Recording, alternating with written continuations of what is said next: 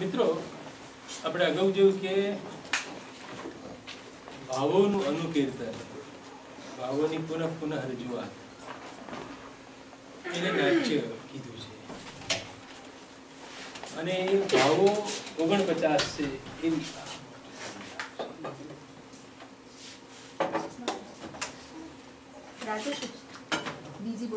એ 49 ભાવો ની સામગ્રી ક્યાં હોય છે?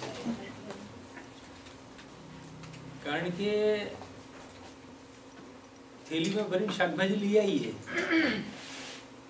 મૂકી હોય ઘેર લઈને ગોઠવીએ ને ફ્રીજમાં બધી ચોક્કસ ક્રમમાં રાખીએ. એમ આ 49 ભાવો છે એવું કહી દીધું, એની ગણતરી તમને આપી દીધી, એટલાથી બચશે નહીં. હવે આપણે મજા કેવી રીતે પડે છે, એસ્થેટિક એક્સપિરિયન્સ કેવી રીતે થાય છે, પ્રોસેસમાં જવાનું છે કે કઈ રીતે આ ભાવો રસરૂપે આસ્વાદાય છે. મમ્મી બધી સામગ્રી લઈ આવે, પછી કેવી રીતે અથાણું બનાવે ને શાકભાજી બનાવે, કઢી બનાવે, બધું સરસ પીરસે. પછી આપણે ક્યારેક આમ રોટલીથી શાક ઉપાડીએ, પછી પાછું આપણે એ રોટલીથી દાળમાં ભીની કરીને આપણે બધાને જુદું જુદું બધું મિક્સ કરતા આવીએ છીએ ને એને એક જુદો આસ્વાદ લેતા. હાથ ફેરો થતો રહે થાળીમાં. કોન્સ્ટન્ટ એકલો રોટલો જ ખાખા કરી એવું નથી. રોટલો હોય પણ રોટલા જોડે પણ ડુંગળી થોડી બચમાં લઈએ, થોડું અથાણું લઈએ, લાઈક દેટ. કોને કોમ્બિનેટ સંયોગ કરવાની વાત બોલે છે પેલા ભરતમુનિ. વિભાવ અનુભાવ વિચારી સંયોગાદ રસ નિષ્પત્તિ. એટલે આ બધા ભાવો ક્યાં વિખરાયેલા પડ્યા છે, ક્યાં કયા ડિવિઝનમાં ગોઠવાયેલા છે, એ બધું પણ સમજવું પડે આપણે. આ જે ચોરસમાં તમે જે જોઈ રહ્યા છો ને, આ રંગમંચ પર રજૂ થતી સામગ્રી છે. મારી વાત આખી સમજવા માટે તમારે તમારા મનની અંદર બે વાત ખ્યાલ કરી લેવાની. હું અત્યારે રંગભૂમિ પર છું, નટના વેશમાં છું એમ સમજી લો, અને તમે એના સ્પેક્ટેટર છો, પ્રેક્ષક છો. આપણા બેના એટલે કે નટ અને પ્રેક્ષકના સંયોગ થકી એક રસની દુનિયા આકારિત થવાની હોય છે. તો તમારી પાસે કોઈક મૂડી છે અને કોઈક મૂડી સામે જ પ્રગટ થઈ ગઈ છે. પ્રેક્ષકો પાસે શું છે? સ્થાયી ભાવ છે, ઇનબિલ્ટ. અને એ સિવાયની સામગ્રી રંગમંચ ઉપર છે. રંગમંચ ઉપર પ્રસ્તુત થનારી આ વિભાવ આદિની સામગ્રી છે. ભરત મુનિએ આનો ઉલ્લેખ કર્યો. વિભાવ અનુભાવ વિભિચારીના સંયોગથી રસની નિષ્પત્તિ સામે થાય છે. આ સામગ્રી અહીં પડી છે, રંગમંચ ઉપર છે, સ્ટેજ ઉપર છે. બરાબર? આટલું પહેલા સમજી લો. બે ભાગમાં આખી રસની પ્રક્રિયા ચાલવાની છે. અહીં કશુંક થાય છે, સામે પ્રતિક્રિયા આકારિત થાય છે. રસરૂપે તમે એને આસ્વાદો છો. હવે આ તબક્કે વચ્ચે વચ્ચે આપણે આ વિભાવ વગેરે શબ્દોના અર્થ કરવાના બાકી રાખ્યા હતા, એ હું કરતો જઈશ. ભાવ શબ્દનો અર્થ મેં કરી દીધો. ભૂ ભવતી ક્રિયાપદ ભવતી, રામ રાજા ભવતી, રામ રાજા બને છે. તો ભૂ ધાતુનો અર્થ થાય થવું, જન્મવું, બનવું. તો એ ભવંતી તે ભાવા આપણને કશુંક થાય છે. જગતનો કોઈ પણ પદાર્થ એવો નથી જેને જોઈને આપણા મનમાં કોઈ રિએક્શન ના પેદા થાય. કોઈ એવો પદાર્થ, બધામાંથી કંઈક ભાવ જન્મે છે. તમે રોડ ઉપર ડિસ્કાર્ડ કરેલો ખટારો કોકે મૂકી રાખ્યો હોય, એને જોઈને કોઈ ભાવ અનુભવો છે કે ત્યાં નિકાલ કરે સારું સ્વચ્છતા અભિયાન. એ પડ્યો તમારી જોડે વાત કરે છે એ ખટારો. એટલે જગતમાં ભાવો થયા જ કરે, કેમ કે આપણે જીવંત છીએ, પંચેન્દ્રિય મનુષ્ય છીએ. તો વિશેષેણ ભાવયંતી ભવંતી વા ઇતિ વિભાવા. વિશેષ રૂપે થાય છે વિભાવ, વિશેષ રૂપે. એના બે પ્રકાર પાડવામાં વિચારવામાં આવ્યા છે. એક આલંબન વિભાવ અને એક ઉદ્દીપન વિભાવ. અવલંબીને રહેવું એ આલંબન વિભાવ. દાખલા તરીકે સીતાજી ઉદ્યાનમાં પુષ્પો ચૂંટી રહ્યા છે અને રામ હજી નક્કી નથી કર્યું મા બાપે, રામ ફરવા નીકળ્યા અને સીતાજીને પુષ્પો ચૂંટતા જોયા. આટલી સરસ છોકરી. રામની આંખ ખેંચાઈ, સીતાના રૂપને જોઈને આકર્ષાયા. રામ જેમ સીતા તરફ આકર્ષે એમ સીતા રામ તરફ પણ આકર્ષે. ઓહો, આટલો હેન્ડસમ, બાહુ તો જુઓ, જિમ્નેસ્ટિકમાં જતો લાગે. એટલે આ નટનટી જે છે ને, નાયક નાયિકા, હીરો હિરોઈન, એ એકબીજાના આલંબન વિભાવ બને છે. સીતાને જોઈને રામના મનમાં રહેલી રતિ જાગે છે, પ્રેમ કરવાની ઈચ્છા, પ્રેમ કરવાની ફિલિંગ જન્મે છે. અને જેમ સીતાને જોઈને રામના મનમાં જન્મે, એમ રામને જોઈને સીતાના મનમાં પણ પ્રેમ કરવાની ભાવના પડેલી હોય.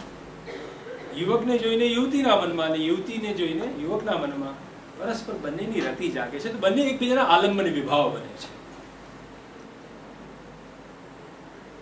મળી ગયા સામે દુર્યોધન ભાઈ, આ પેલો મારી દ્રૌપદીના વસ્ત્ર ખેંચનારો, મારું હવે. તો દુર્યોધન રસ્તામાં મળ્યો તો આનામાં ક્રોધ પ્રગટ્યો ભીમમાં, અને ભીમને આપ જાડ્યો ખૌધરો. એટલે દુર્યોધનને પણ એટલો જ ગુસ્સો આવ્યો. બંને એકબીજાના આલંબન બને છે, બંનેમાં એકબીજા ક્રોધની ભાવના જન્માવે છે. દુર્યોધન ભીમના મનમાં ક્રોધ જન્માવે છે, અને ભીમ દુર્યોધન અરસપરસ એકબીજાના આલંબન વિભાવ બને છે. એ પાત્ર સૃષ્ટિને આલંબન વિભાવ કહે છે. હવે સીતા રામ પ્રત્યે આકર્ષાય ઉદ્યાનમાં, પણ તરત આમ જોઈ લે, મમ્મી કોઈ જોતું નથી, એકાંત છે, પોતે આકર્ષાય અને જરા નજીક જઈને જોઈ લેવો, વાત બી થાય કરી લેવી છે, પણ એ ચેકઆઉટ કરશે. તો ઉદ્યાન જેવી જગ્યા હોય, કોઈ એને બીજું ઓળખનાર નથી, અથવા સમી સાંજનો સમય છે, થોડું થોડું અંધારું ઢળી રહ્યું છે, એકાંત છે, કોઈ વડીલો નથી, કોઈ જોનાર નથી, તો એ રતિ વધારે બહાર આવે છે. પ્રેમ કરવાની ભાવના વધારે ઉદ્દીપિત થાય છે. ઉદ્દીપન શબ્દ, ઉદ્દીપક શબ્દ તો સાંભળે જ છે તમે, વધારે ચિંગારી ભડકાવનારું સિચ્યુએશન. હસબન્ડ વાઈફ ને એકબીજા માટે બહુ વાલ પ્રેમ બહુ જ હોય, પણ હરણ હાવું ઘરમાં બેઠા હોય, એ ડોહો હુઈ જાય, એની રાહ જોઈ જ પડે. કેમ? બાધક તત્વ ના હોવાય, ઉદ્યાન, એકાંત, અંધારું. આ ઉદ્દીપન શબ્દ હું સમજાવું છું તમને, કે વિભાવ, પ્રેમ થવા માટેની સિચ્યુએશન હોવી જોઈએ. રંગમંચ ઉપર તમે ફૂલ લાઇટ નીચે બેને ભેગા કરો તો ના ચાલે, ડીમ લાઇટ કરવી પડે, સાંજનો સમય બનાવવો પડે. તો નાયક નાયિકા પરસ્પર આકર્ષાય છે, એવું સીન થાય છે ખરો, આલંબન વિભાવ એકબીજાના બને છે, પણ એને પોષક સામગ્રી તમારે પરિસ્થિતિ ઊભી કરી, પેરીફરીમાં આવું ગોઠવવું, દેટ ઇઝ કોલ્ડ ઉદ્દીપન વિભાવ. બરાબર છે? પછી મેં કીધું એમ, સીતા नायिका નું જે रूप છે, उस आलम्बन को देखकर राम में आविर्भूत होने वाले आंगिक वाची सीता पुष्पो चूके, सीता ध्यान नहीं, मान लो कि बराबर पुष्पो वीणी वीणी भेगा કરી રહી છે. રામ જોઈ છે, આટલી સરસ, હા, એનો હાથ ઊંચો થઈ ગયો, આંખો પોળી થઈ ગઈ, અને આટલી સરસ. આ જે શબ્દ નીકળ્યા ને એના મોઢામાંથી, આમાં આંગિક અભિનય આવ્યો અને વાચિકા, એને અનુભાવ કીધા છે. અનુ એટલે પશ્ચાત ભવંતી એ ભાવા. સીતાને જોયા પછી, હિરોઈનને જોયા પછી હીરોમાં જે એક રિએક્શન ક્રિએટ થયું, એ રિએક્શનને અનુભાવ કહે છે. વિભાવ, અનુભાવ, વ્યભિચારી સંયોગાદ રસનિષ્પત્તિ, એમ જે કીધું. અનુનો અર્થ થાય છે પશ્ચાત. અનુસરણ કરીએ છીએ, એમ કે કોકની પાછળ જઈએ તો આપણે શું કે શબ્દ વાપરીએ છીએ? અનુસરણ. તો અનુ ઉપસર્ગનો, એ અનુ પ્રિફિક્સનો મિનિંગ શું છે? પશ્ચાત. તો પશ્ચાત ભવંતી એ ભાવાહ તે અનુભાવાહ. નાયિકાને જોયા પછી નાયકને થનારા જે ભાવો, કે ભાઈ સીતા પુષ્પ ચૂંટે છે અને રામના મોઢામાંથી એકદમ આ નીકળી ગયું, હો આટલી સરસ, તો એનો હાથ ઊંચો થઈ ગયો, આંખો પોળી થઈ. આ જે આંગિક અને વાચિક અભિનય છે એને અનુભાવ કહે છે. એને શું કહે છે? દિલીપભાઈ, એ વ્યાકરણની એક બીજી વિશેષ ખૂબી છે. ભરત મુનિએ જે શબ્દ વિચારી મૂકેલા, અનુ અર્થાત પશ્ચાત ભવંતી એ ભાવા, રામને જોયા પછી સીતાને અથવા સીતાને જોયા પછી રામને થયેલા ભાવો કે જે આ રીતે પ્રગટે છે, આંગિક અને વાચિક અભિનય રૂપે, એને આપણે અનુભવ કહીએ છીએ. પણ એટ ધ સેમ ટાઈમ આ જે રિએક્શન નીકળ્યું અને જે મંચ ઉપર રજૂ થયું એને જોઈને પ્રેક્ષકોને હવે એની વ્યુત્પત્તિ બદલાઈ જશે. ભાવયંતી, અનુભવ કરાવડાવે છે. જે સીતાને જોઈને રામે ભાવ અનુભવ્યો અને જે એના આંગિક અભિનય વાચિક અભિનય નીકળ્યા એને જોઈને પ્રેક્ષકોને એનો અનુભવ થયો. તો અનુભવ કરાવડાવે છે માટે પણ એનું નામ અનુભાવ. પશ્ચાત ભવંતી તો ખરું જ કે હિરોઈનને ક્યાંક પુષ્પ ચૂંટતી જોઈ અને હીરોના મનમાં જે ભાવ જાગ્યા એ અનુભાવ. પણ એ એવા આંગિક અને વાચિક અભિનય હતા સચોટ કે જેને જોઈને પ્રેક્ષકોને પણ એનો અનુભવ થાય. તો અનુભવ કરાવડાવે છે માટે પણ એને અનુભાવ કહે છે. એ ડબલ સેન્સ લઈને બેઠો છે શબ્દ. ભરત મુનિએ બહુ વિચારીને શબ્દો ગોઠવ્યા છે. વિભાવમાં જેમ બે ભાગ છે, વિશેષણ ભાવ હતી, વિશેષ કઈ રીતે, તો એક આખી પાત્ર સૃષ્ટિને આલંબન વિભાવ કે બંને એકબીજા વગર એકલો રામ જતો હોય એના મનમાં પ્રેમ ના જાગે, સામે કોઈ સ્ત્રી પાત્ર જોઈએ એટલે એ એકબીજાના આલંબન વિભાવ. પછી મેં કીધું ચોક્કસ પરિસર સરાઉન્ડિંગ એ પ્રકારનું ક્રિએટ કરવું પડે, એ ઉદ્દીપન વિભાવનું કામ કરે અને પછી એ બે ભેગા થાય એની સાથે આ ચાલુ થાય છે. સીતાને જોઈને રામના મોઢામાં ત્યાં નીકળે. આવું સરસ દૃશ્ય અભિજ્ઞાન શાકુંતલમાં શિકારે નીકળ્યો છે રાજા દશરથ, રોક્યો રસ્તા અને પછી કીધું કે સાહેબ મોડું ના થતું હોય તો કડવો મુનિનો આશ્રમ છે, આતિથ્ય સત્કાર સ્વીકારીને જાઓ. ગયા ભાઈ અંદર ત્યાં કઈ છોકરીઓ વાત કરતી લાગે છે, દૂરથી સાંભળ્યું, લેડીઝ નો અવાજ. અને સહેજ આમ ઊંચા થઈને જોયું, પ્રેમ બધા અનસુયા અને શકુંતલા ત્રણ છે. અને દુષ્યંતના મોઢેથી વાક્ય નીકળ્યું, મધુરમ આસામ દર્શન. ઓહો, આ છોકરીનું દર્શન તો બહુ મધુર છે. મધુરમ આસામ દર્શન. આ જે નીકળ્યો અનુભાવ, પશ્ચાત ભવંતી એ ભાવ, આશ્રમની કન્યાઓને જોઈને એના મનમાં જે ભાવ ઉઠ્યો જોયા પછી, પશ્ચાત, અને જે એની આંખો વિસ્ફારિત થઈ, ભ્રુકુટી ઊંચી થઈ, હાથ ઊંચો થયો, એ અનુભાવ. હવે 33 પ્રકારના જે વ્યભિચારી ભાવો છે, જે આપણે હમણાં ગણ્યા હતા, નિર્વેદ વગેરે વગેરે 33 લિસ્ટ કરી હતું. એ વ્યભિચારી શબ્દ તો પછી વાપરવા જેવો હતો ભરત મુનિએ. એનું ખરું નામ છે સંચારી ભાવ, સંચરણ કરનારા, મોમેન્ટરી ફિલિંગ્સ છે, એક એક ક્ષણમાં બદલાય, બહુ લાંબા સમયની નથી હોતી. વ્યભિચારી ભાવો કેવા હોય છે? ક્ષણજીવી હોય છે, મોમેન્ટરી હોય છે અને બહુ ઝડપથી સંચરણ કરે, બદલાઈ જતા હોય છે. આવો ભાવ નીકળ્યો ખરો, મધુરમ આસામ દર્શન, પણ પછી તરત યાદગી આવે ને તો આશ્રમ છે, તો સંયમમાં રહેવાની જરૂર છે. એ પાછો દબાઈ જાય, એ એક સેકન્ડ પ્રગટ થઈ પાછો વિલુપ્ત પણ થઈ જાય, એક ક્ષણ ટૂંકમાં. બરાબર છે. હવે આ બધું મેં કીધું રંગભૂમિ ઉપર છે. અમારા શાસ્ત્રકારો છે ને હેતલબેન, એને તર્કની વાતો, ન્યાયની વાતો કર્યા વગર ચાલતું નથી. રસની વાત કરે પણ પાછળ ટર્મિનોલોજી ન્યાયશાસ્ત્રની વાત કરે, લોજિશિયન હોય. હવે સાંભળજો, હા, બતાવવાનું શું છે? રસની ઉત્પત્તિ કેવી રીતે થાય છે, રસની નિષ્પત્તિ કેવી રીતે થાય છે. હવે કશું પણ પ્રોડ્યુસ કરવાની વાત આવે એટલે શું આવે? કોઝ અને ઇફેક્ટ આપવા પડે. માટીમાંથી ઘડો બને છે એની વાત જ આપવી પડે ને. કશુંક બને છે એમ જો કહેવાનું હોય, ભણાવવાનું હોય તમને, તો આના કારણોમાં ઉતરવું પડે. કે કુંભાર એવી માટીનો ઘડો લીધો,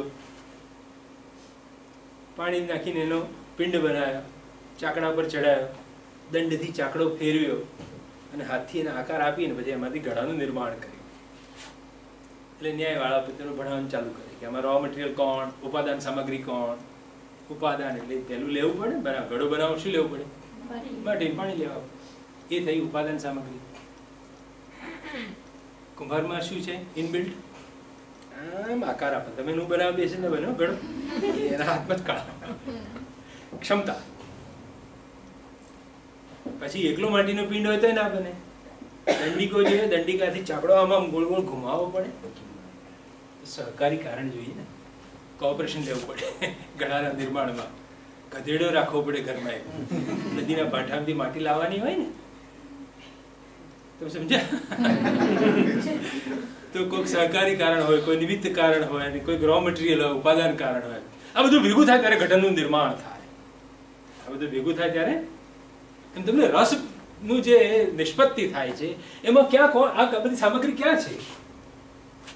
તો નાયક નાયિકાને જોયા એનાથી જે ઇફેક્ટ આવી ત્યાં આવી આંગિક અને વાચિક. ઓહ, આટલી સરસ સીધા આવી તો મારા અયોધ્યામાં એકે ને જ જોઈ, મિથિલામાં જ જોઈ, જનક રાજાના દરબારમાં. તો આ કાર્ય છે, કારણભૂત આ લોકો છે, બાહ્ય કારણ. આઉટવર્ડ પર્સનાલિટીઝ, રંગમંચ ઉપર નાયક નાયિકાને જોઈએ કે નાયિકા નાયકને જોઈએ, એ બાહ્ય કારણ હેતુઓ છે. અને આ ઇફેક્ટ છે, જે ઇફેક્ટ આંગિક કે વાચિક અભિનય રૂપે પ્રગટે છે. અને એમાં સહકારી આ બને છે બધા 33 વ્યભિચારી ભાવ. પણ એટલે કુંભારમાં જેમ ઘડું બનાવવાની આવડત જોઈએ ને, એમ પ્રેક્ષકોમાં શું જોઈએ? તો એ રસાનુભવના આંતરિક કારણો રૂપે સ્થાયી ભાવ હોય છે, પ્રેક્ષકની ચિત્તવૃત્તિમાં પડેલા હોય છે. સ્પેક્ટેટરની મૂડી કઈ? આ તો બધું અહીંયા આગળ બની રહ્યું છે. ચાકડો, દંડ, માટીનો પિંડ એ બધું બહાર છે, પણ પેલામાં એની બનાવવાની ક્ષમતા આવડે છે. એમ તમારામાં આંતરિક કારણો કયા છે? જન્મ જન્માંતરની ચાલી આવેલી વાસના રૂપની 8 સ્થાયી ભાવોની તથા 9 સ્થાયી ભાવોની ચિત્તવૃત્તિઓ છે. આ સામે બેઠેલો પ્રેક્ષક એની સામે રજૂ થતી આ જે રંગમંચ ઉપરની સામગ્રી છે, નામે વિભાવ, અનુભાવ અને વિભિચારી ભાવ, એ ભાવોની ચરવણા કરે છે. ચરવણા કરવી એટલે ચાવવું. શેરડીનો સાંઠો લઈને તમે શું કરો? આમ ચાવ ચાવ કરો, બરાબર નીચો હશો, મોઢામાં લઈ રસ પડે છે. શેરડીને આપણે છોડીએ, બરાબર કૂચો કરી કશું ના નીકળે એ ખાતરી થાય ત્યારે બહાર ફેંકી આપણે. ભાવની ચરવણા કરી, રિપીટેડલી દબાઈએ આપણે, બરાબર? તો આ પ્રેક્ષક ભાવોની ચરવણા કરે છે. સામે બેઠો બેઠો શરીરથી નિષ્ક્રિય છે, પણ મન એનું એક્ટિવ છે આ બધામાં. હા હા, કેવું રામે આમ ડાયલોગ માર્યો, કેવું બોલ્યો, અને સીધા કેવી આમ ધીમે શરમાઈ અને પછી પોતાની જાતે સંભાળી લીધી. રામ મને જુએ છે, રામને જોવે છે ને, રામ મને જુએ છે, હું રામને જોઉં છું બતાવું. પણ આ જે છે ને એક મોમેન્ટમાં લજ્જાશીલ પણ થઈ ગઈ, એનામાં રતિ પણ જાગ્યો અને વ્યભિચારી ભાવ રૂપે શરમાઈ પણ થઈ. તો પ્રેક્ષક બેઠો બેઠો બધું માર્ક કરતો હોય કેવી શરમાઈ ગઈ પાછી, મોં ફેરવી લીધું એને. તો તમે આ ભાવની ચરવણા કરો છો, ભાવને ચાવો છો, અને એમાંથી રસ ચડે છે. ખ્યાલ આવે તમને? સ્પેક્ટેટરનું કામ શું છે? અહીં જે ખેલ પડી રહ્યો છે એ એક એક વસ્તુને તમે માણો છો. આમ જોશથી પેલો ગુસ્સે ભરાઈને ભીમ દોડે દુર્યોધન તરફ, કેવો પગ ઊંચો કરી દીધો ધાડ દઈને, આપણું મગ નોંધે ને આપણે બેઠા બેઠા ઊંચા થઈ જઈએ, માર માર. જે થયું કેમ થયું? ભાવની ચરવણા ચાલે છે, તમે ભાવમાં આવો છો. પડી સમજે? તો આ બાહ્ય સામગ્રીઓ છે બધી, જેમાં કોઈક સહકારી કારણ નિમિત્ત બને છે, કોઈક ઇફેક્ટ આવી છે, સહકારી કારણ છે, ને આંતરિક કારણ તરીકે તમારામાં પડેલી ચિત્તવૃત્તિઓ છે. તો જે સ્ટેજ ઉપર અથવા તો આખા પ્રેક્ષાગારમાં બની રહ્યું છે એનું આ રીતનું આપણે એક વિશ્લેષણ કરીએ. અને ભરત મુનિ જ્યારે રસસૂત્ર આપે છે કે તત્ર વિભાવ અનુભાવ વ્યભિચારી સંયોગાદ રસ નિષ્પત્તિ, તો સંયોગ કોનો? વિભાવનો, અનુભાવનો અને વ્યભિચારીનો. પણ ભરત મુનિ પેલું બોલતા નથી. કોની જોડે સંયોગ કરવાનો? ભાઈ ચા બનાવવાની, ખાંડ, ચાની ભૂકી, પાણી કોની જોડે મેળવવાના? દૂધની જોડે. દૂધા છે. અહીં રજૂ થતી સામગ્રી વિભાવ, અનુભાવ, વ્યભિચારી એ પ્રેક્ષકોના ચિત્તમાં પડેલા સ્થાયી ભાવ જોડે એનો સમ્યક યોગ કરવાનો છે. તમે આંખો બંધ કરીને ઊંઘી જવાનું ચાલુ કરો તો કઈ મજા ના આવે. અથવા પેલું બહાર સ્કૂટરને પંક્ચર પડી એનો વિચાર કર્યા કરો કે ઘેર કેમ ન જઈશ, તો મજા અહીં ગમે તેનું સરસ રજૂ થતું હોય પણ તમને મજા આવવાની. બરાબર? એટલે હા, ન્યાયશાસ્ત્રની પરિભાષા અહીંયા એટલે લખવામાં આવી છે કે આમાં સહકારી કોને ગણવા અને કાર્ય કોણ, બાહ્ય કારણો કોણ, આંતરિક કારણ કોણ. તો ખરી મૂડી પ્રેક્ષક પાસે છે, આંતરિક કારણ એની પાસે છે. એની આ સ્થાયી ચિત્તવૃત્તિઓ ના હોય તો પણ મજા ઊભી થવાની નથી. કારણ કે અલ્ટિમેટલી આ બધું થાય છે કોને માટે? પ્રેક્ષકો માટે થાય છે. હવે રંગભૂમિની ઉપર કયા ભાવો કયા અભિનયથી રજૂ થાય છે? કારણ કે નાટકને ચતુર્વિધ અભિનયથી રજૂ થતું આપણે કીધું છે. પહેલો શ્લોક આપણે જે ગાયો, અંગિકમ ભુવનમ યસ્ય વાચિકમ સર્વવાંગમયમ આહાર્યમ ચંદ્રતારાદિતમ નમઃ સાત્વિકમ શિવમ. તો નટનટી જે છે એને આપણે આલંબન અથવા તો ઉદ્દીપન વિભાવની અંદર મૂકેલા છે. બરાબર? રામને માટે સીતા, રામના ચિત્તમાં પડેલી રતિને માટે સીતા આલંબન વિભાવ છે, અને સીતામાં રહેલી રતિ સ્થાયી ભાવ એને માટે રામ આલંબન વિભાવ છે. નાયક નાયિકાને માટે ને નાયિકા નટને માટે, નાયકને માટે આલંબન વિભાવ બને છે. હવે જે ઉદ્દીપન કરવાની વાત છે, બેને નાયક નાયિકાને ભેગા કરવા છે તો કોઈ બગીચો જોઈએ, સમી સાંજનો સમય જોઈએ, એકાંત જોઈએ, વડીલોની ગેરહાજરી જોઈએ, પોલીસ વાળો ત્યાં ના હોવો જોઈએ, વગેરે વગેરે. એ રંગસજ્જા અને આહાર્ય, રૂપ, મેકઅપ, વેશભૂષા, આ બધું ઉદ્દીપન વિભાવમાં આવે. હવે ગંદી ગોબરી સીતા આવે તો એ રામને કે એની માટે આકર્ષણ ના મેકઅપ વગેરે બહુ સરસ રામના ચિત્તમાં પડેલી રતિને ઉદ્દીપિત કરવા માટે પેલીનું ડ્રેસિંગ સરખું જોઈએ, મેકઅપ જોઈએ. એને પછી જીન્સમાં ના લાવે, સીતાને તે સમયના ડ્રેસિંગમાં લાવવી પડે. ના નહીં તો પછી વરવું શૃંગાર જન્મન મળે, હાસ્ય આવે, શૃંગારનો આભાસ આવે, એટલે બધું જાળવવું પડે આપણે. અને રંગ સજ્જા, તમારે પેરીફરીમાં ઉદ્યાનોનું સીન ઉભો કરવો પડે. બરાબર છે? તમે ત્યાં આગળ હેવી ટ્રાફિક વાળો માણેક ચોકનો એરિયા ઉભો કરી દો, મોટરો બસોની દોડા દોડ, તો ત્યાં કઈ પ્રેમ ના થાય. એટલે તમારે રંગસજ્જાનું પણ ધ્યાન રાખવું પડે. આહાર્ય, રૂપ, વેશભૂષા, મેકઅપ, આ બધું એની અંદર સંકળાય, ત્યારે એ ઉદ્દીપન વિભાવ બનતા હોય છે. અને આ નટનટી આ સ્વરૂપમાં આવીને ઉભા રહે, આલંબન વિભાવ અને ઉદ્દીપન વિભાવની હાજરી થાય એટલે કશુંક રિએક્શન આવે. અનુ પશ્ચાત ભવંતી એ ભાવા, એ અનુભાવ કઈ કઈ રીતે પ્રગટે? આંગિક અને વાચિક. તો જુઓ, આ આહાર્ય અભિનય થયો, આ અંગિક અભિનય થયો, વાચિક. અને આ બધું થાય તે વખતે વ્યભિચારી ભાવરૂપ જે 33 ગણાયા છે એમાંના 8, 33 માના જ 8, એને સાત્વિક ભાવ કીધા છે. મનમાંથી પેદા થતા ભાવ, એકદમ જે શરમનો ભાવ આવી જાય ક્ષણની અંદર, એ મનમાંથી નીકળતો ભાવ હોય છે. તો એ સાત્વિક ભાવો આ કમ્બાઈન થતું હોય છે. રંગભૂમિ પર જે કંઈ થાય છે તે આ પ્રકારે થતું હોય છે.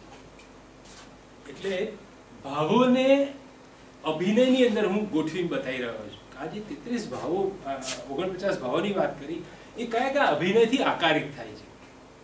આહાર્ય કયા તબક્કે હોય છે, કયા તબક્કે અંગિક હોય છે, કયા તબક્કે વાચિક હોય છે, અને સાત્વિક વગેરે ક્યાં ગોઠવાયેલા છે, એનું એક આ ચિત્ર તમારી સામે મૂકી છે. નટનટી પોતે કોણ?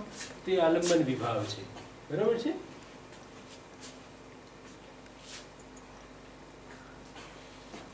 હવે કયા ભાવો ક્યાં રહે છે? તો રંગ શીર્ષ ઓન ધ સ્ટેજ, સ્ટેજની ઉપર, અને સામે બેઠેલા સ્પેક્ટેટર, પ્રેક્ષકો ના પક્ષે શું શું છે. ભાવોનું વિભાજન, પેલા આ અભિનયોનું વિભાજન મેં કર્યું હતું આગલી સ્લાઇડમાં, કે 4 અભિનય ક્યાં ક્યાં રહેલા છે. આની અંદર આપણે કોનું વિભાજન કરીએ છીએ? 49 ભાવો ને 2 ભાગમાં વહેંચી દઈએ. ઓન ધ સ્ટેજ કઈ સિચ્યુએશન છે અને ઓડિટોરિયમમાં કઈ કઈ સિચ્યુએશન છે.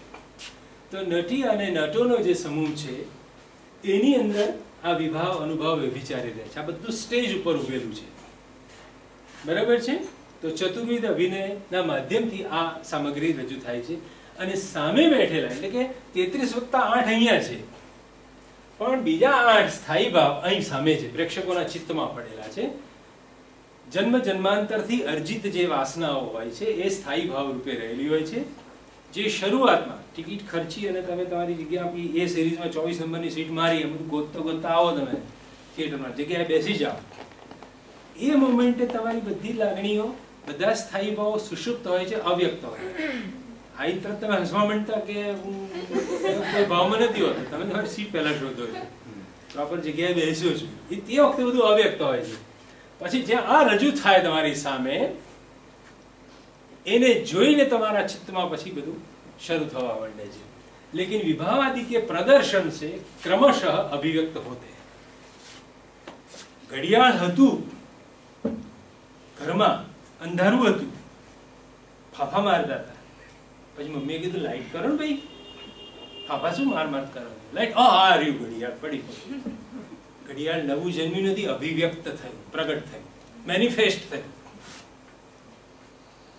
ઘડિયાળ હતું, તમારા ચિત્તમાં આ બધી લાગણીઓ પડી હતી, રતિ, શોક, હાસ, ક્રોધ બધું હતું, પણ એની પર ટોર્ચ ફેંકી કોણે? આણે. આ સામગ્રીએ ટોર્ચ ફેંકી. આ જે ટોર્ચ ફેંકાઈ તમારામાં પણ એક રતિભાવ હતો, પ્રેમ કરવાની લાગણી તમારામાં પણ હતી, પ્રેક્ષકોમાં. તમારામાં કોઈની માટે ગુસ્સો પડેલો છે, તમારામાં આશ્ચર્યની ભાવના પડેલી છે, આ બધું જ બેઠેલું છે, પણ એની પર ટોર્ચ કોણ ફેંકે છે? આ વ્યંજક સામગ્રી છે, મેનિફેસ્ટર. મેનિફેસ્ટ આ થાય છે, પ્રગટ આ થાય છે. અવ્યક્ત ઘડિયાળ આ છે, વ્યક્ત કરનારા કોણ છે? આ બધી સામગ્રી છે. એટલે કયો ભાવ ક્યાં રહે છે એનું જો વિશ્લેષણ કરવું તો આ સ્લાઇડને ધ્યાનમાં લેવી જોઈએ કે ભાઈ નટનટીના સમુદાયમાં આ ત્રણ પડેલા છે, અને પ્રેક્ષકોના પક્ષે શું પડેલું છે? સ્થાયી ભાવ પડેલા છે. અને બેની વચ્ચેનો સંબંધ કેવો છે? બેટરી ને ઘડિયાળનો. કયો સંબંધ છે? આ ખોવાઈ ગયેલું ઘડિયાળ છે, એને શોધવાનું છે. શોધવા માટે આ બત્તી કરવાની. રંગમંચ નો પડદો ખુલે અને પેલાના ચિત્તમાં બધી ચાલુ થઈ જાય. આ વાત સમજી ગઈ? અભિવ્યક્ત થવું એટલે નવું જન્મવું નથી. તમે જન્મ જન્માંતર બધી લાગણીઓ લઈને જ ફરો છો, પણ બધું કેવું છે? સબસાઇડ થયેલું છે ચિત્તમાં. એ બધું શાંત અવસ્થામાં પડેલું છે. જેવી આ સામગ્રી તમારી સામે રંગમંચ ઉપર રજૂ થાય, એ સામગ્રી થકી, આ વ્યંજક સામગ્રીથી આ વ્યંગ્ય બને છે, ખુલવા માંડે છે, પ્રગટ થવા માંડે છે. ઓકે, આગળ વધીશું. હવે કેટલાક પાયાના પ્રશ્નો આચાર્ય ઉભા કર્યા છે કે આ રસનો અનુભવ કોને થાય છે? રસનો અનુભવ કરનારા કોણ કોણ છે? સૌથી પહેલું તો કવિને જ થાય ને, જ્યારે નાટક લખ્યું. એક પક્ષ એવો છે કે કવિને રસાનુભવ થાય છે. બીજા કીધું કે નહીં, કવિ તો કવિતા લખી જાણે, નાટક લખી જાણે.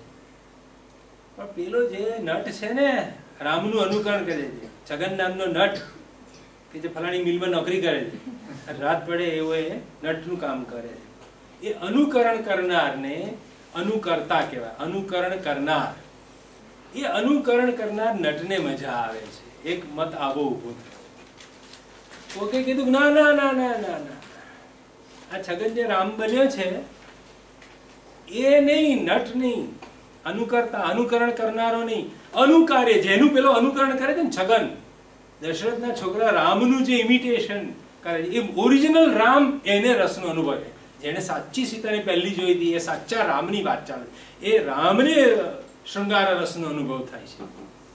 એક મત આવો છે. કોને? મૂળ રામ, ઐતિહાસિક રામ. બરાબર. અને ખરો પક્ષ કયો છે? પ્રેક્ષક. આ તો મરી પરવારે હોય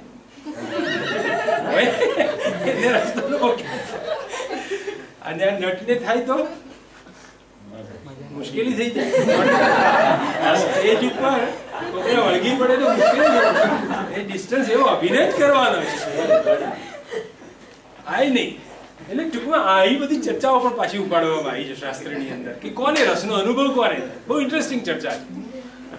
તો કવિને રસનો અનુભવ થાય છે. એક સૌથી પહેલો અનુકાર્ય રામને થાય છે. મૂળ રામ. અનુકાર્ય એટલે જેનું અનુકરણ કરવામાં આવે છે તે, જેનું અનુકરણ કરવામાં આવે છે તે અનુકાર્ય રામ, ઓરિજિનલ રામ. અને અનુકરણ કરતા અર્થાત અનુકર્તા નટને રસનો અનુભવ થાય છે. અને શંકુ કે પછી કીધું કે પ્રેક્ષકને થાય છે રસનો અનુભવ. બરાબર. આપણે વર્લ્ડલી લાઈફના પ્લેઝરની વાત નથી કરતા. બાહ્ય જીવનમાં ઐતિહાસિક રામને અનુભવ થયો હતો, પ્રેમનો અનુભવ થયો, એમાં નાની. પણ અત્યારે રંગમંચ પર તો મૂળ રામ છે ને, એ તો મરી પરવારે છે. અને નટને જો એ અનુભવ થવા માંડે તો મુશ્કેલીનો પાર ના રહે. એવી કહાની છે હેતલબેન કે આપણા જયશંકર ભોજક જે હતા ને નટ, એ વખતે ભારત પાકિસ્તાન એક હતું. જૂની ગુજરાતી રંગભૂમિની વાત છે. જયશંકર ભોજક બહુ મોટું નામ. એ વખતે સ્ત્રીઓ ડ્રામામાં ભાગ નહોતી લેતી, તો આ જયશંકર ભોજક પોતે સ્ત્રીનો વેશ લેતા, એટલો આબેહૂબ સ્ત્રીની નકલ કરતા લોકો ખુશ થઈ જાય. તો કરાચીમાં અહીંથી આ નટમંડળી ગઈ અને મિયાજીને થયું આ બહુ સારી છે. સ્ટેજની પાછળ ભાઈ છે ખબર નથી, આ બેન છે માની લીધું, અને સ્ટેજની પાછળ મોટર ઉભી રાખી. જેવો નાટક પૂરું થઈ ગયું એમને મોં પર ડૂચો મારી હાઈટેક કરી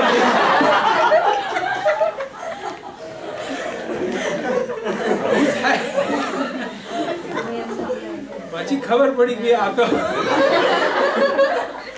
પેલા કોઈ પ્રતિકાર કર્યો કે બેસી રહ્યો મળું ત્યાં લઈ જાઓ મને. ત્યાંથી નામ જયશંકર સુંદરી પડ્યું. નામ પર એક હોલ છે અમદાવાદમાં, જયશંકર સુંદરી. એ સુંદરીનો રોલ ભજવતા. ઐતિહાસિક આવી મોમેન્ટ હોય છે જીવનમાં કે આમ ઘટના બની. ઓલરાઈટ, આની પર આપણે મૂળ કલાકારને સલામ કરવા જેવી છે કે કેટલો આબેહૂબ અભિનય હશે કે લોકો છેતરાઈ જતા તમને જોઈને. બટ લોલ્લટ હવે પહેલા આચાર્ય આવ્યા. ભરત મુનિએ તો સૂત્રાત્મક ભાષામાં ખાલી લખ્યું કે વિભાવ અનુભાવ વ્યભિચારીના સંયોગથી રસની નિષ્પત્તિ થાય છે. પણ મેં તમારું ધ્યાન દોર્યું ત્યાં વિભાવ એટલે શું સમજવું પડે એ મેં સમજાવ્યું તમને. અનુભાવ કોને કહેવાય એ મેં સમજાવ્યું. વ્યભિચારી એ સમજાવ્યું. પણ સંયોગાદ રસ નિષ્પત્તિ, તો સંયોગ શબ્દ એમ્બિગ્યુટી વાળો છે, સંદેહ પેદા કરનારો છે. કારણ કે આપણા વ્યવહાર જીવનમાં અનેક પ્રકારના સંયોગો આપણે જોઈએ છીએ. ખીચડી બનાવીએ ત્યારે સંયોગ કરીએ છીએ દાળ ચોખાનો, ચા બનાવીએ ત્યારે દૂધ પાણીનો પણ સંયોગ કરીએ છીએ. સંયોગો તમારો બેન્ચનો ખુરશીનો સંયોગ છે, અત્યારે ક્લાસરૂમમાં ભાઈ બહેનો નહીં, અનેક પ્રકારના સંયોગો છે. તો ભરત મુનિના મનમાં કયા સંયોગનો ખ્યાલ પડેલો છે?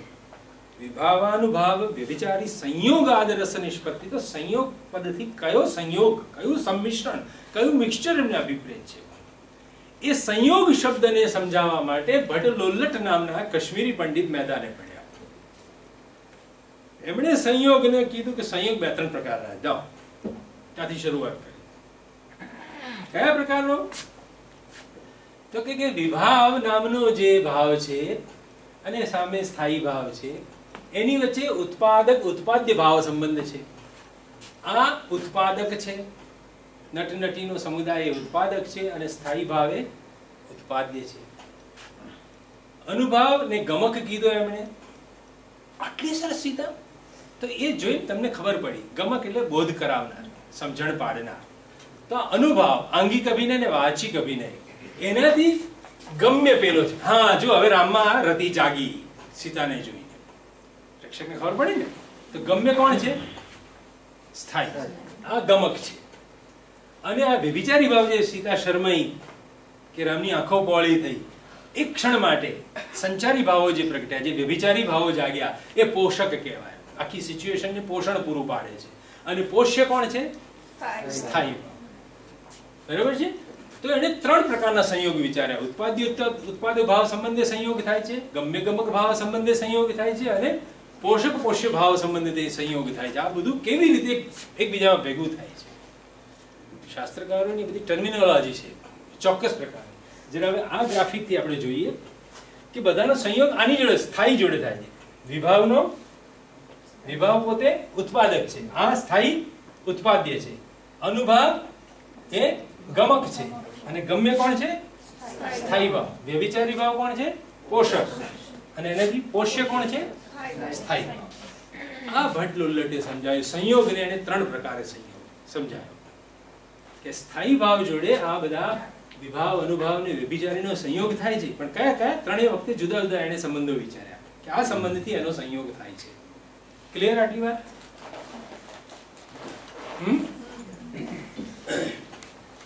એટલે આ ભાઈના મતનું, એની થિયરીનું એક નામ પાડવામાં આવ્યું, ઉત્પત્તિ ઉપચિતિવાદ.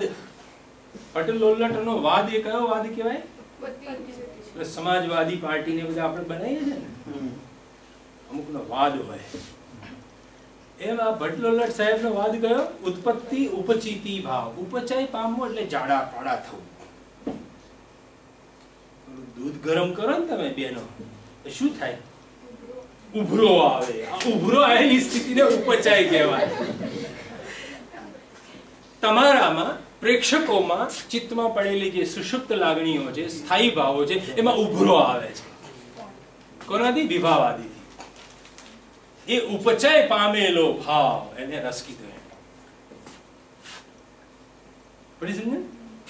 તો એને ઉત્પત્તિ ઉપચિતિવાદ એવું નામ આપવામાં આવ્યું ભટ્ટલોલ્લટના મતને, કે પ્રેક્ષકોના, પ્રેક્ષક શબ્દ હજી એના મનમાં નથી, ક્યાં ઉત્પન્ન થાય છે બધું ધીમે ધીમે બોલશે. વિભાવાદીથી સ્થાયી ઉત્પન્ન થાય છે. આ બધા મતો પાછા એના સમય પૂરતા સાચા, પણ જેવો બીજો પાછળનો આચાર્ય આનું ખંડન કરશે. એટલે આ બધા પૂર્વ પક્ષ કહેવાય. શું કહેવાય? પૂર્વ પક્ષ, કાચો મત. પાકા મતની સ્થાપના તો હજી ચોથા ક્રમાંકે થવાની છે. પહેલો કાચો મત આપણી સામે આવો આવ્યો, બરાબર?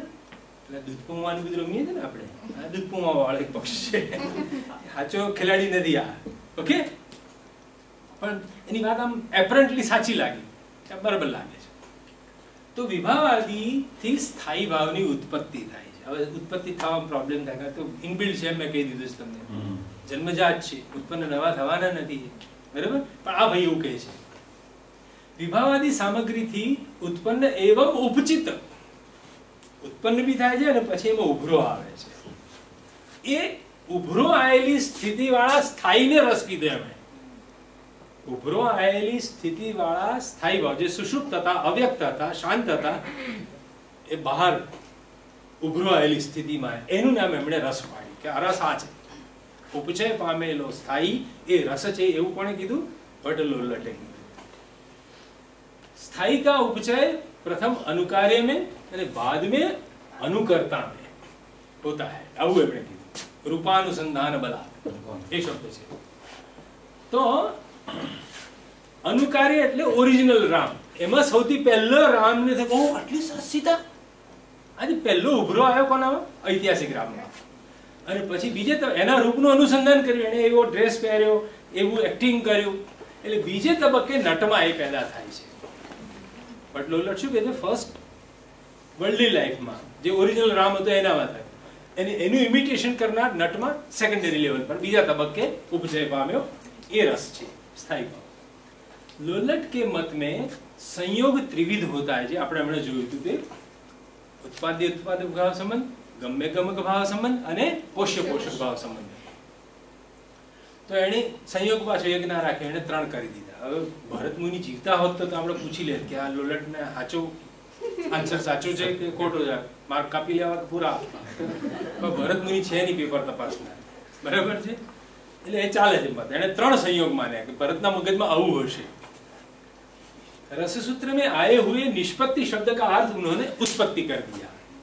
रसनी उत्पत्ति થાય છે, રસ પ્રોડ્યુસ થાય છે, ઘટનું નિર્માણ થાય છે. ઉત્પત્તિ શબ્દનો અર્થ એવો થાય જે પહેલા હતું નહીં હવે નવું આવ્યું. માટી માટી જ હતી પણ ઘડો તો નવો બન્યો, નવો ઉત્પન્ન થયો.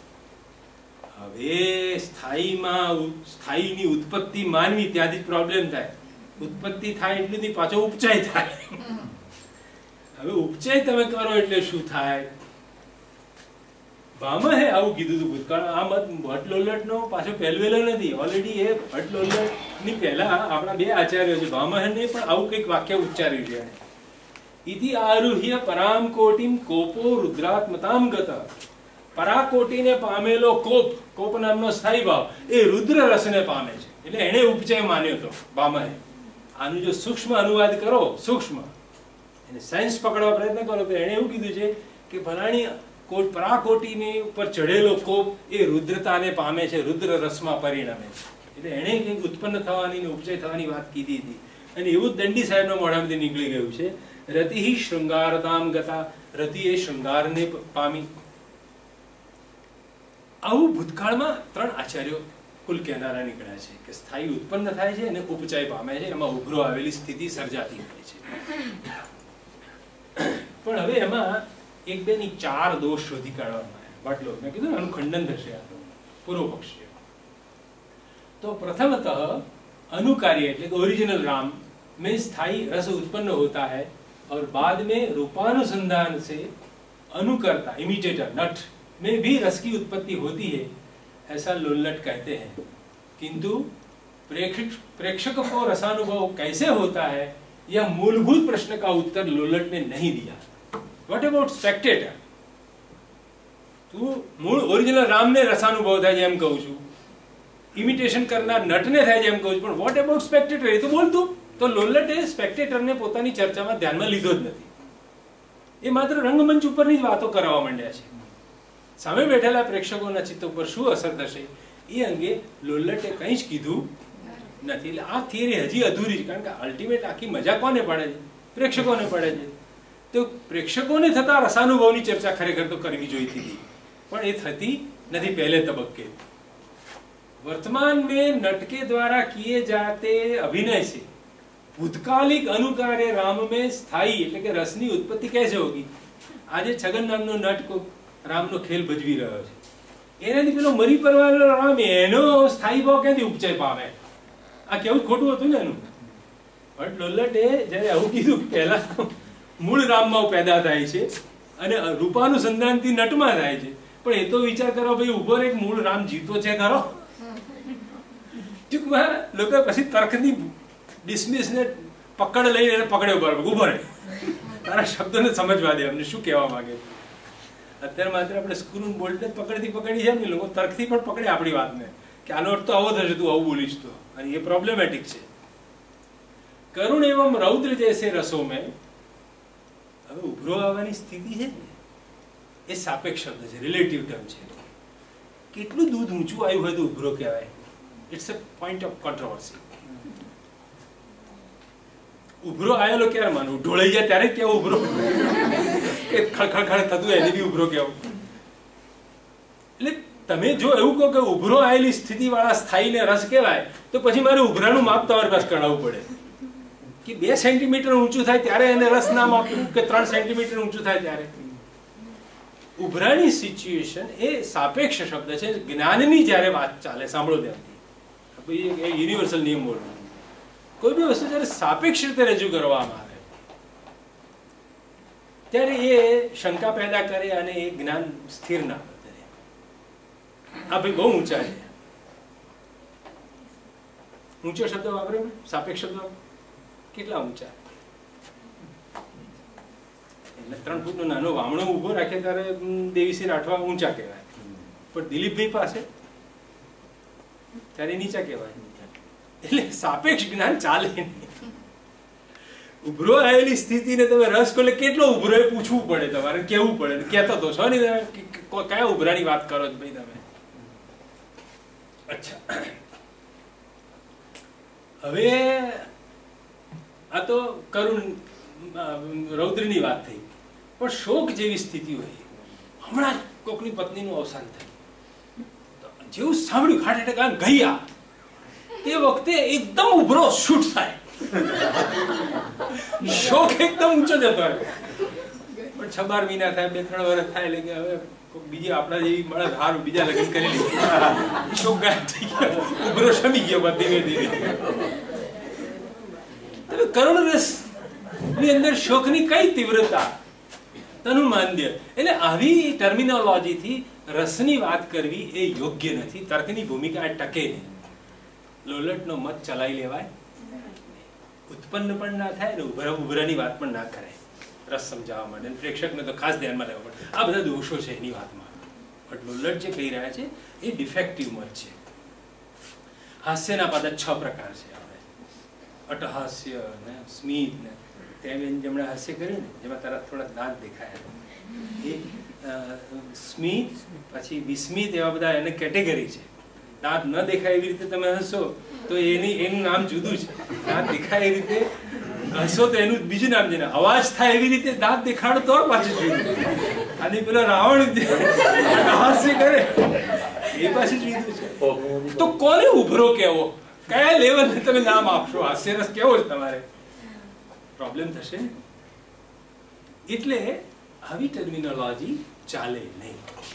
શાસ્ત્રની અંદર સંસ્કૃત વાળાઓ જે બહુ ઝીણવટ કરે છે ને, બધી એ ઝીણવટો આવી બધી ઝીણવટ કરે. બોલતા કોઈ બોલી કાઢે, પણ પછીનો માણસ આવી અને મેં કીધું એમ પકડને ડિસમિસ લઈને તમને ખોલવાનું ચાલુ કર્યું કે આ તારી વાત કેટલી ટકે એવી છે. હવે મિસ્ટર શંકુ ગયા, બરાબર? બટ લોલટ પછી કોણ આવ્યા? શંકુ. એ પોતે લોજિશિયન હતા. ભાઈ સાહેબની ડિસિપ્લિન બેઝિકલી કઈ હતી? ન્યાયશાસ્ત્રના માણસ હતા એ.